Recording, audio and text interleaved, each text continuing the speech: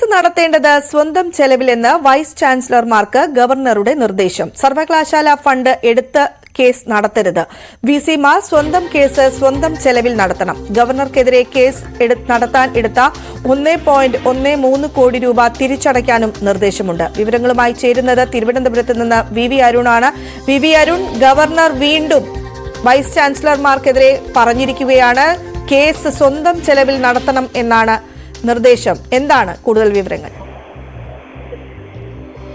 നേരത്തെ governor chancellor കൂടിയായ ഗവർണർക്കെതിരെ സർവകലാശാല വൈസ് ചാൻസലർമാർ കോടതിയെ സമീപിച്ചിരുന്നു. ഇതിനുള്ള ചെലവ് അവർ എടുത്തത് സർവകലാശാലയുടെ ഫണ്ടിൽ നിന്നാണ്. ഇതിനെതിരെയാണ് ഇപ്പോൾ ഗവർണർക്ക് പരാതി ലഭിക്കുകയും ഗവർണർ അടിയന്തര ഇടപെടൽ നടത്തുകയും ചെയ്തിരിക്കുന്നത്. സർവകലാശാല വിസിമാർക്ക് കേസ് നടത്തണമെങ്കിൽ അത് സ്വന്തം പണമെടുത്ത് കേസ് നടത്തണം.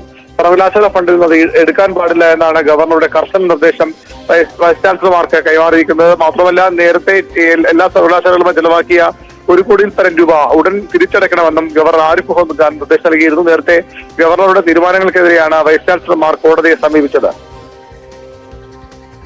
സർവകലാശാല വിസിമാർ സ്വന്തം ചെലവിൽ കേസ് നടത്തണം എന്നാണ് ഗവർണർ നിർദ്ദേശിച്ചിരിക്കുന്നത്. ഇതിൽ വിസിമാരുടെ എന്തെങ്കിലും ഒരു പ്രതികരണം ലഭ്യമായിട്ടുണ്ടോ അരുൺ?